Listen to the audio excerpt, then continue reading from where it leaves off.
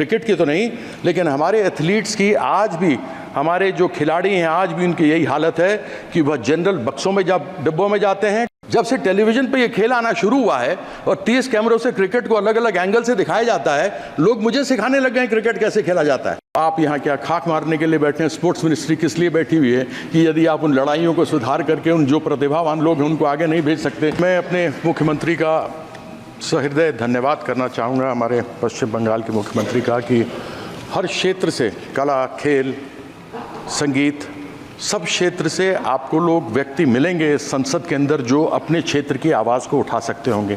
तो मैं अपनी ओर से अपने मुख्यमंत्री ममता बंदोपाध्याय जी का बहुत धन्यवाद करता हूं कि उन्होंने सभी क्षेत्र में से लोगों को पार्लियामेंट में बुलाकर उनको आवाज़ उठाने का अवसर दिया। और क्योंकि खेल और खिलाड़ी की कोई जात और मज़हब नहीं होती, इसलिए राजनीतिक लोग भी इसको ज़्यादा गंभीरता से नहीं लेते। अभी संजय जायसवाल जी हैं कि चले गए? चले गए। वो बोल रहे थे जब हम बात करेंगे तैयारी की तो आपको तो दर्द होगा, विपक्ष को दर्द तो होगा। मुझे मालूम नहीं उनको या उनकी पार्टी को तब दर्द हुआ था जब हमारी महिला कुश्ती बेटियां और बहन थी जिनके साथ अत्याचार हुआ था और वो त्राहिमाम त्राहिमाम कर रही थी, तब किसी की आवाज़ नहीं उठी थी। मुझे याद है जब मैं छोटा था, मैं भी क्रिकेट खेला, भारत के लिए विश्व कप 1983 में जीता। हमारे साथ में यूसुफ पठान बैठे हुए हैं जो 2011 में विश्व कप भारत के लिए जीते। हमारे कप्तान फुटबॉल के, भारत के कप्तान बैठे हुए हैं, पद्मश्री लिए हुए प्रसून बैनर्जी, सब यहाँ बैठे हैं। मुझे भी याद है जब मैं छोटा था और उस समय क्रिकेट में पैसा नहीं था तो हम लोग 3rd क्लास ट्रेन की बोगी में जाया करते थे।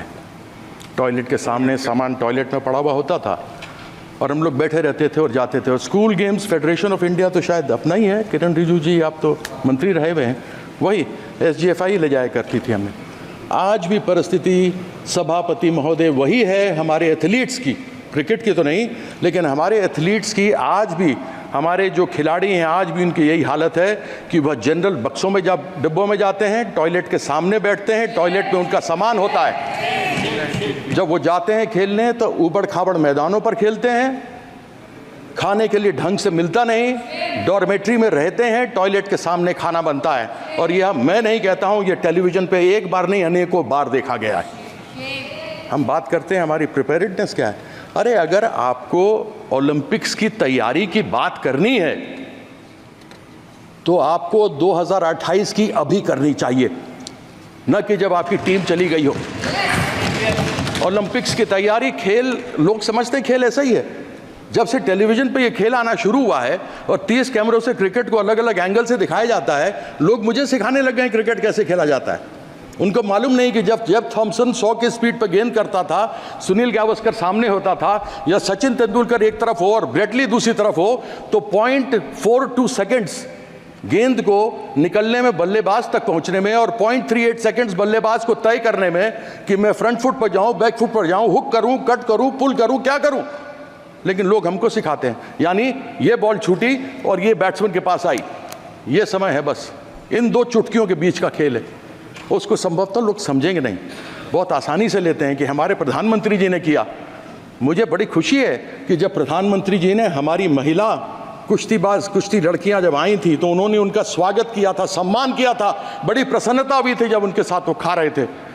लेकिन तब दुख हुआ था जब उन्होंने, उनके साथ अत्याचार हुआ था उन महिलाओं के साथ, तब उन्होंने मौन व्रत धारण करके रखा था।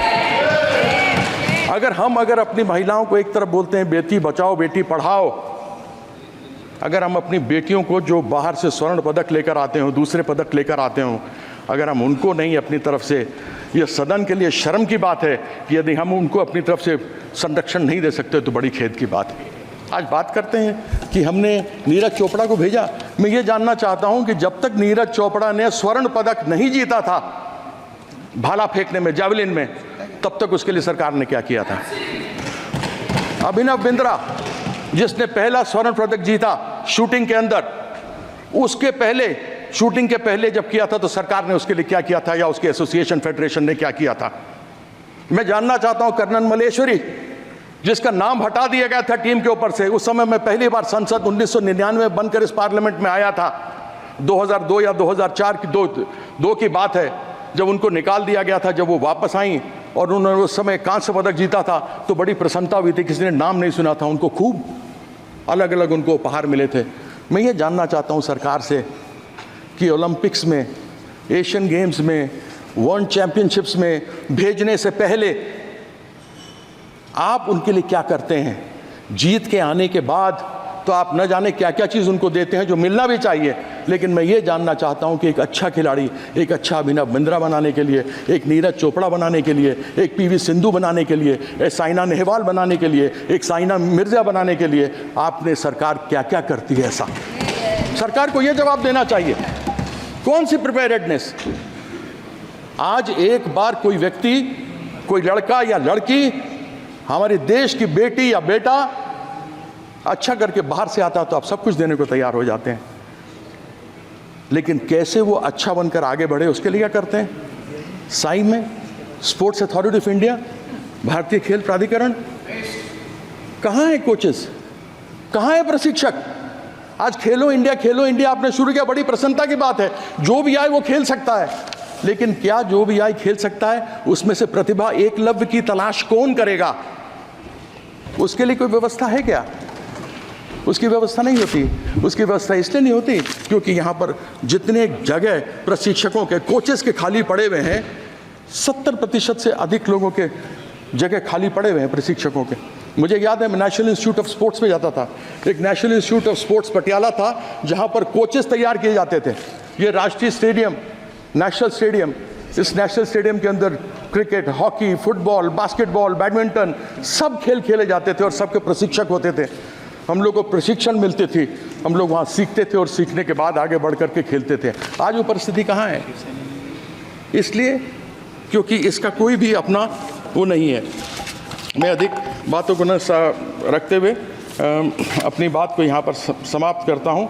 मैं अभी एक रिजिजू जी ने कहा कि खेल संघ वाले हैं सभापति महोदय कि वो आपस में चुनाव लड़ते हैं तो उनकी आपस में लड़ाई तो होगी, तो आप यहाँ क्या खाक मारने के लिए बैठे हैं? स्पोर्ट्स मिनिस्ट्री किस लिए बैठी हुई है कि यदि आप उन लड़ाइयों को सुधार करके उन जो प्रतिभावान लोग हैं उनको आगे नहीं भेज सकते तो फिर आपका फ़ायदा क्या है? तो ऐसी बातें कहते हुए ज़रा आदमी को सोच लेना चाहिए। ये खेल, याद रखिएगा, हर एक व्यक्ति में एक खिलाड़ी रहा है। बचपन से जब बड़े हुए हैं ना, तो कोई ना कोई हमने खेल खेला है। चाहे गुल्ली डंडा खेला है, चाहे खो खो खेला है, चाहे हॉकी खेला है, हमने कोई ना कोई खेल खेला है। हम सबों के अंदर एक खिलाड़ी का दिल होता है, और एक खिलाड़ी के दिल में ये बात होती है कि वो खिलाड़ी खेल और खेल की भावना को साथ में रखता है, जात और मजहब की बात नहीं करता। और ये लोग बेटी बचाने वाली बात करेंगे, जिन्होंने सीता माँ का आज तक कोई भी सम्मान नहीं किया, जो कभी सीताराम नहीं बोलते, वो बेटी का सम्मान करेंगे, ऐसी अपेक्षा तो मैं इनसे रखता नहीं। तो मैं आशा करता हूँ कि इसी अगले सत्र में 2028 में ओलंपिक में क्या करेंगे उसकी तैयारी के बारे में यहाँ करके बताएंगे, तब मैं समझूंगा। हालांकि तब तक ये रहेंगे नहीं रहेंगे, दुनिया जानती है कि इनका हालत तो अभी साथ में देखें, लल्लन जी बैठे हुए साथ में, डिमांड कर दिया इन्होंने। वो जो नाम सब आ रहे हैं ना दुकान के बाहर लिखने का, डिमांड चालू कर दिया कि हटा उसको।